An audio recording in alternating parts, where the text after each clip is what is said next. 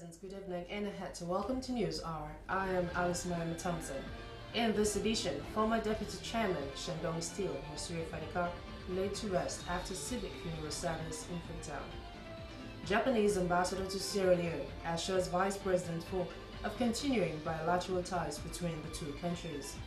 Deputy Minister of Information says misinformation led to recent upheaval in Kabbalah, and Crimes Framework Agreement to forestall electricity property theft signed. These stories and more, plus the business and sports news are lined up in this edition of News Hour. Don't go away.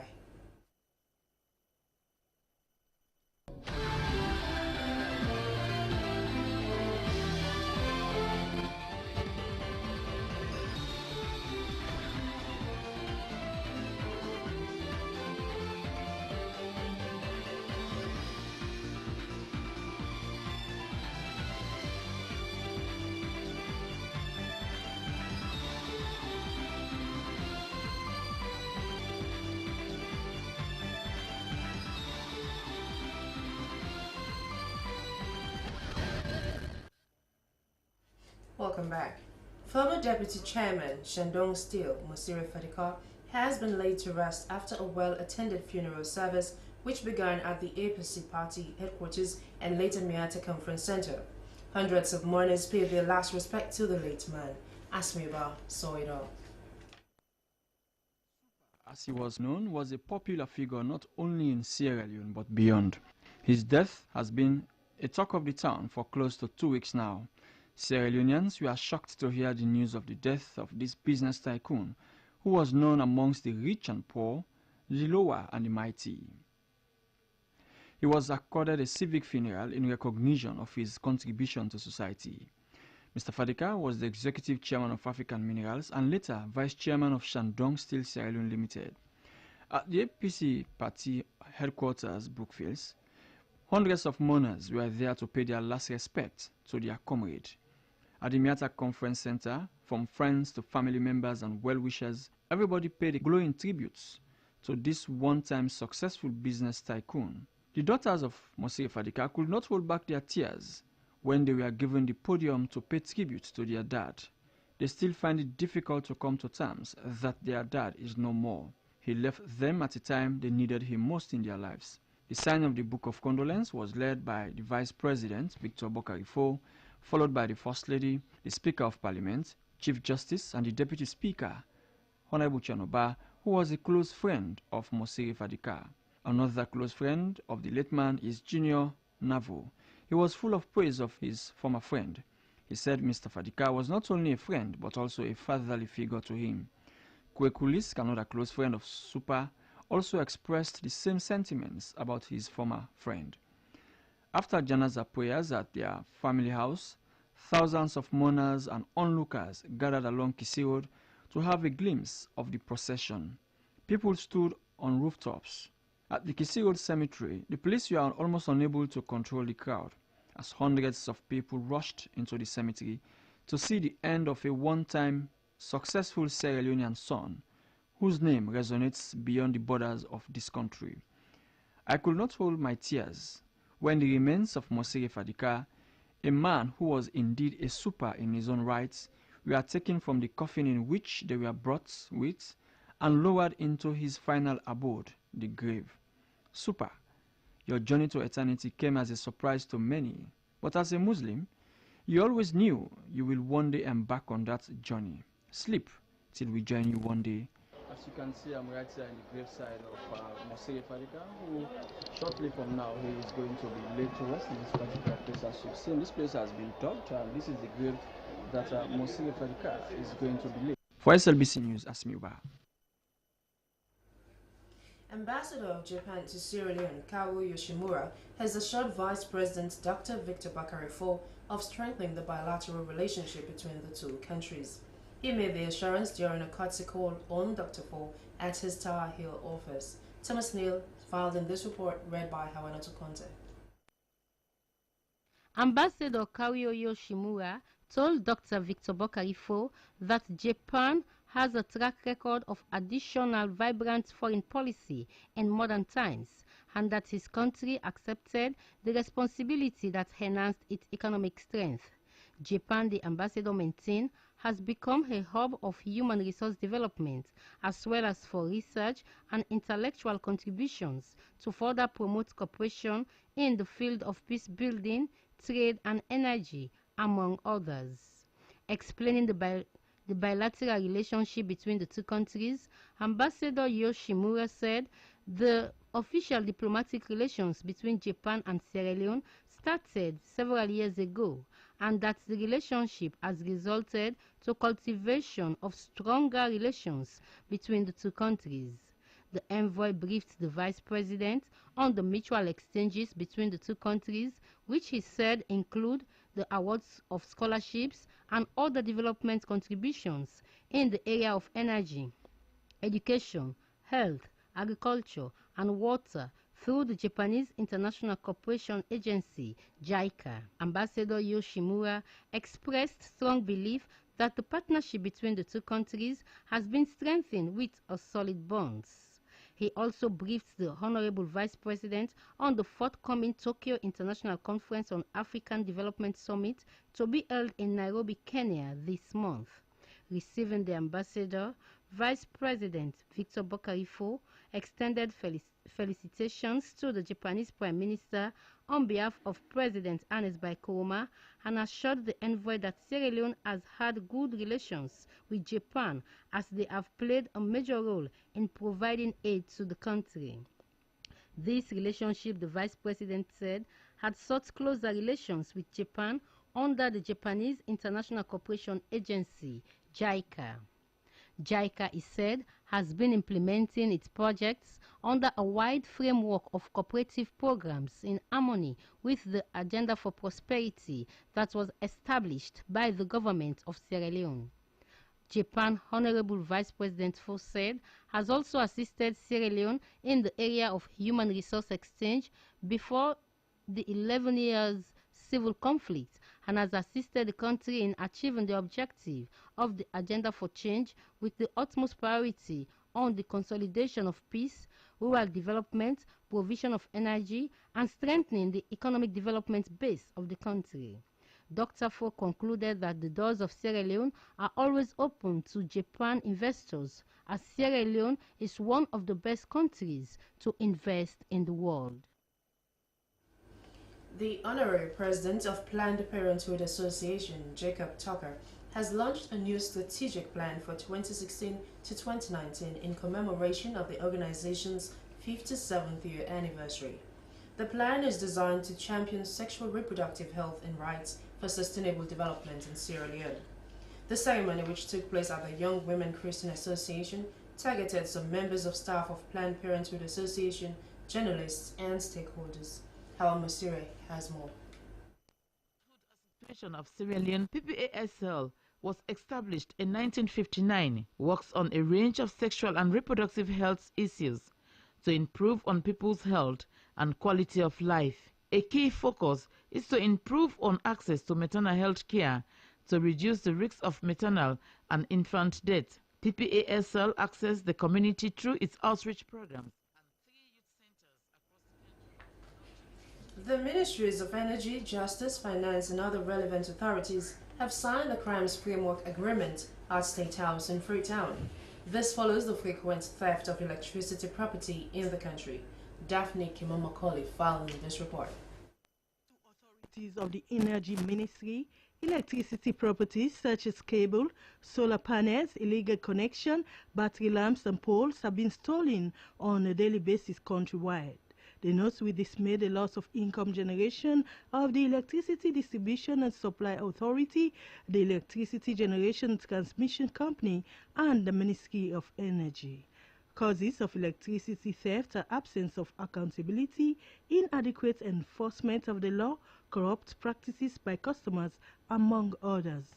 The signing of the Crimes Framework agreements by these relevant authorities is a step forward to forestall the continuous loss of income by the Electricity Distribution and Supply Authority and the Ministry of Energy. According to the Minister of Energy, Ambassador Henry Macaulay, this motive is to make the Electricity Distribution and Supply Authority, the Electricity Generation and Transmission Company, and the Ministry of Energy able to enhance efficient supply of electricity. Now, we all know we're going to monitor the sector. It's meant to make EDSA more efficient, but customers cannot wait for EDSA to go through that natural curve or natural process to become efficient.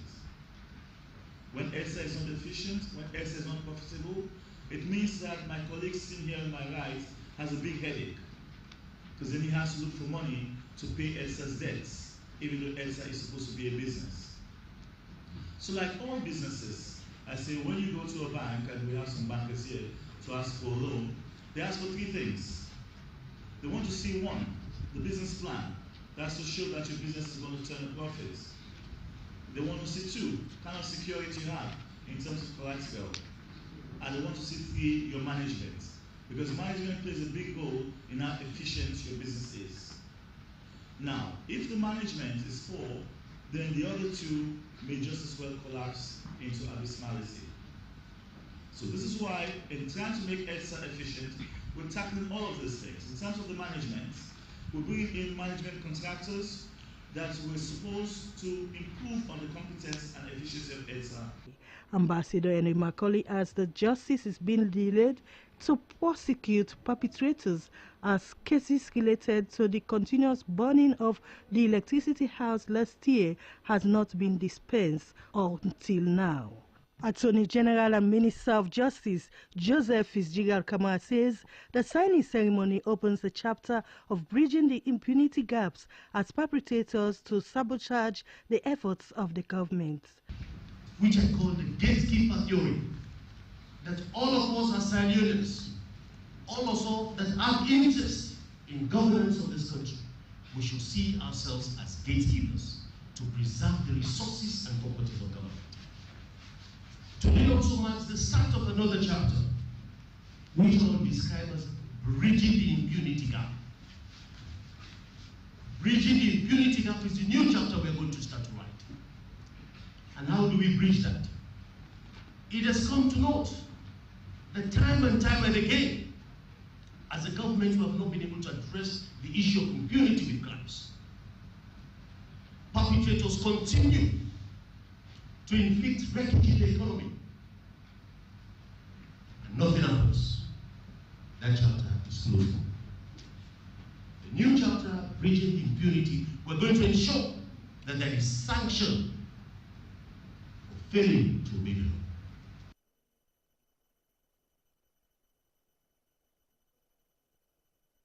The Commissioner Anti-Corruption Commission at the Macaulay informs that the country already has strong laws but needs to be implemented so as to prosecute perpetrators. The ACC Commissioner recalls that in 2015, the ACC started a campaign against electricity thefts. The project manager, Cyril Grant, while presenting the Electricity Crime Framework Agreement, notes that through electricity theft, government is losing about 30% of its revenue, and that the agreement also has preventive measures like public outreach, periodic.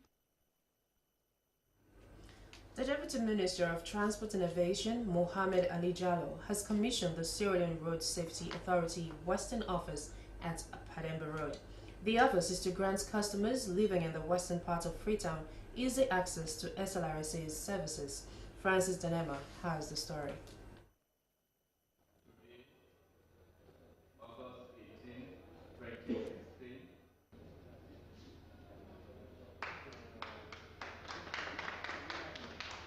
Since she was appointed as the Executive Director of Sierra Leone Road Safety Authority (SLRSA), Dr. Sarah Bendu has been working to ensure all the road users are safe, vehicles and commercial motorbikes are licensed, and people obtain body license easily. The construction and commissioning of this building is to grant easy access to service to customers. The insurance companies, you have to conduct yourself well. don't interfere with our job. Don't interfere with our processes. And that goes to all the others that think they are agents working for insurance companies. Most of them say they are agents working for insurance companies. We don't want agents. We don't want agents in our premises. All this place is demarcated for SLRSA's activities. And I want to make this statement go down to the head of the station that you shouldn't work directly with anybody. If they want to do their insurance, let them go to the insurance company. Direct. The board chairman, SLRSA, Reverend Michael Samora, describes the development as an indication that the authority is willing to reach the doors of everybody with road safety service. The board chairman adds that the building will save customers time to go to SLRSA headquarters, whilst the executive director, SLRSA, Dr. Sarah Beno, informs the gathering that the office was burnt down in 2012.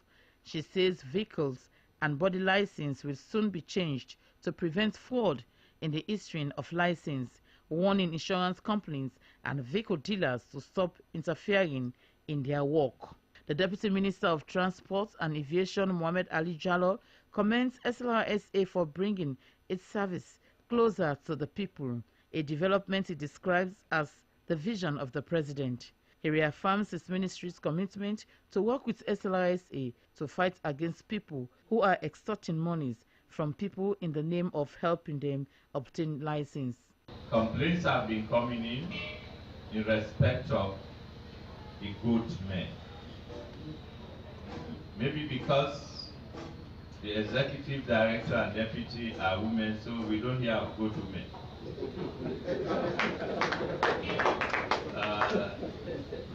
The good men are creating a lot of problems. They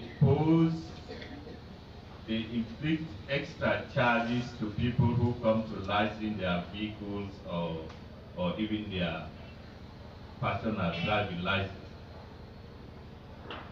The charges they give to these customers whom they first engage is too exorbitant. Sometimes twice as much as you are charged. The stipulated statutory fees that they charge are much higher than what the people are supposed to pay. A national school debate on enhancing civic engagement democratic process in Sierra Leone has begun in Freetown. The debate, which was organized by the National Youth Commission with funds from Osiwa, attracted schools from Moyamba, Potloko, Kenema, Western Area Urban, and Rural. The motive is to help develop and improve the pupils' critical thinking and public speaking skills. Darren Koloko reports. The national debate, which began during the 2012 elections, was designed to discourage young people from engaging on violent activities and help them become useful citizens by discussing issues on governance and democratic systems through a school debate. However, the Youth Commission saw the need to continue the national school debate to help school pupils to become eloquent speakers and at the same time be affluent with issues of national concern. Giving an overview of the national school debate, the Youth Empowerment Officer 2, Mrs. Jamilatu Jallo, said that the national debate on civic engagement democratic process in Sierra Leone began during an in-house school level, of which the best debating schools from the 5 districts were selected for the national debate. She said that the objective of the debate is to develop young people as ambassadors and enhance a peaceful coexistence and increase their knowledge and skills. She said that the debate is creating a room to provide a platform for learning on how to engage on public speaking, negotiation, and engage in democratic governance processes. Representatives from the Ministry of Education, the National School Debate Council, the National Youth Commission Board described the debate as a step in the right direction, which will enable the pupils to gain knowledge on issues of national concern and develop ideas on how to do research, and speak constructive English. They commended the National Youth Commission for such an educative forum, which should be sustained and expanded to other schools in the provinces. The country director of Osiwa, Joe Pemabi, said that the debate is to distract young people from engaging in violence and other antisocial activities and start to become critical thinkers on how to address issues of national concern. He emphasized the role played by young people, of which the debate will create a room on how they can proffer ideas on issues of knowledge, concern, and also be able to hold authorities accountable. The Commissioner of the National Youth Commission, Anthony Kurma, said that despite the financial constraints faced by the Commission, they are determined and committed to ensure school pupils be able to participate in the national school debate, which will help nurture their skills, thinking and knowledge to discuss issues. He said that as a commission, they designed the national school debate in 2012 due to the fear of election violence at that time. He said that the commission is now thinking of expanding the debate to youth clubs level so that they too will benefit from the project. Commissioner Kurma said that with their mandate to build the ability and skills of young people to become useful citizens, they are determined and committed to help young people realize their dreams and potential in life. You spoke of health science. So why you're being taught health science now in school? So why do we need to add civic education in there? Because civic education is the common right to aspire first of all. The peace-friendly organization Family Talk International has concluded the inaugural meeting for newly elected Inclusive District Peace and Development Committee. The committee is a mechanism for conflict resolution in the Kailaon district. Reginald Stressy King filed in this report, read by Harana to contact. Said the executive is a manifestation of the people's confidence in them. He said politics has contributed greatly to the state of affairs of the district. Honorable Fatoma called on the people to come on board. The executive director of Family Talk, John Corker, explained that the whole concept of people's planning process was initiated in July 2015 in Putloko. He said the process is owned by the people. He stressed that inasmuch as the process should be owned by the people, it should also be funded by them through the executive.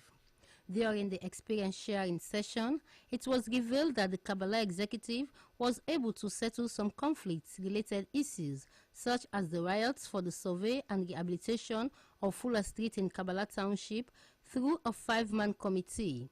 Other issues which emerged during the session were the conflict in Solima, the conflict between the community people and road contractors in Moyamba, and the theft of 50 batteries that were meant for the solar light that are serving the township. It was resolved that the conflicts should be addressed by the committees in order to avoid conflict. The Historical Society of the Department of History and African Studies, Farabe College, has launched its History Week observation for the 2015-2016 academic year. The theme of the event is Working for a Renaissance at a ceremony held at the Mary Kingsley Auditorium. Here's the story.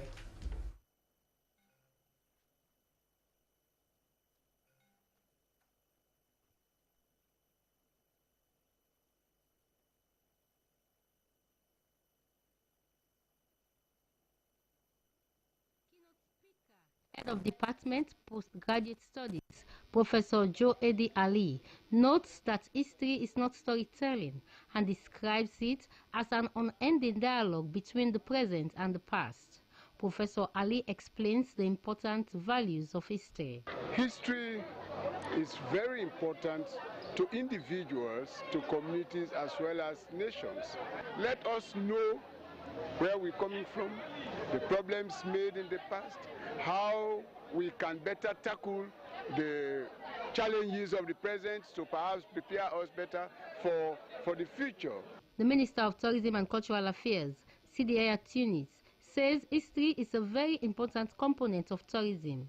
He adds that the Ministry of Tourism and Cultural Affairs wants to use the rich history of Sierra Leone to attract revenue, promote tourism, and create job opportunities. Ministry, we have so many ways we preserve history. We have the Monuments and Relics Commission, for example, that it was set up as a result of protection, promotion, and preservation of some of our relics and monuments in this country. And you know, those are based on what I spoke about earlier, heritage tourism.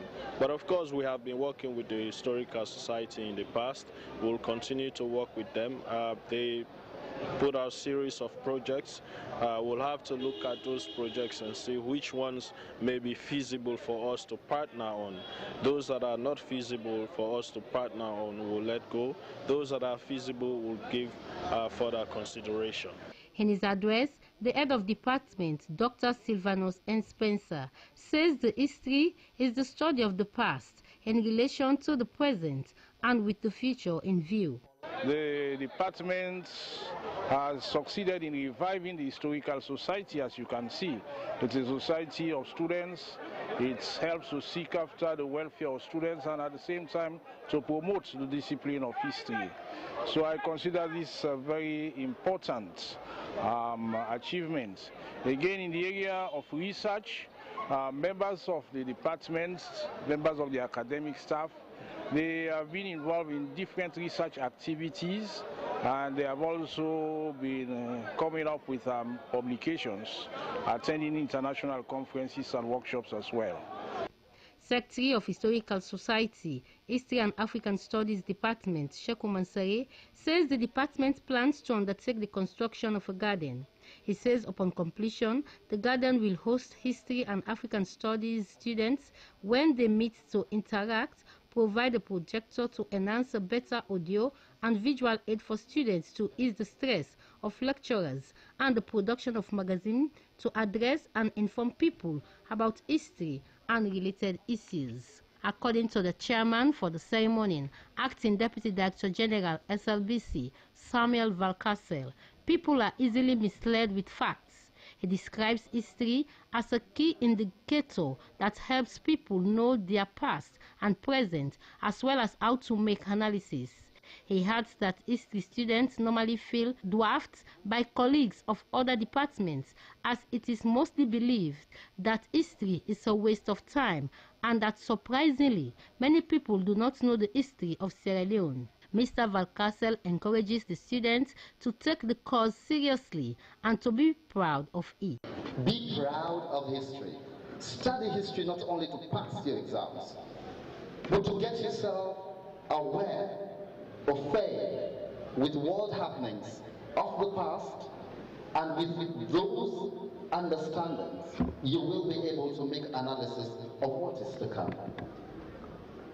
I hope after today, you will be proud to tell others that you study history, and you wouldn't feel dwarfed by someone who seems to be studying something you feel is much more important, or belonging to a department that has been desiring or calling for much tougher grades than yours.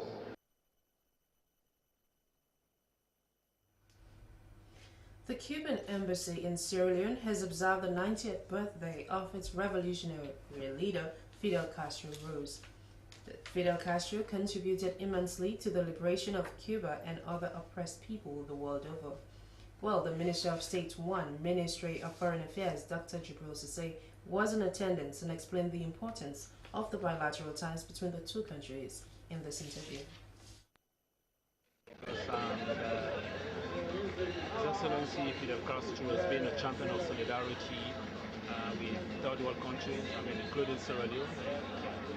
Cuba has been of immense support to Sierra Leone International Forum and Fora, and even nationally here in Sierra Leone. We know that they've trained a lot of Sierra Leoneans. Also, even when Ebola struck, while other people were running away, they were here. They provided support to us. And they've been great friends with our country. And so today, when somebody turns 90, it's a great celebration. And so we're here as a mark of our strong friendship to celebrate with the Cuban embassy in Freetown. So it's a very, very significant day for the bilateral relationship between Sierra Leone and Cuba. So what kind of leader is Fidel Castro? How can you describe it? He is a very resilient person. I mean, we know that he went through a lot of challenges, but he stood firm. He believed in what he believed in. He believed in his principle. He stood firm with his principles.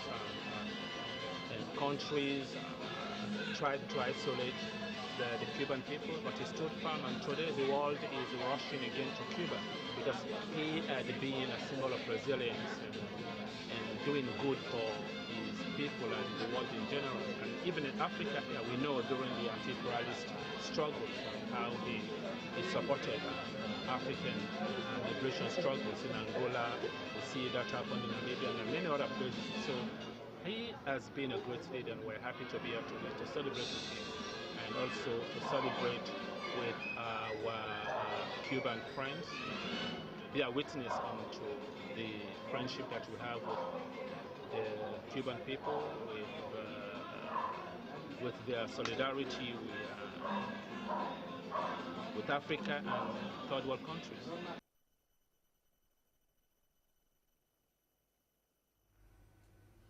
And with that item, news hour comes to a close, but before we go, quick look at the top stories.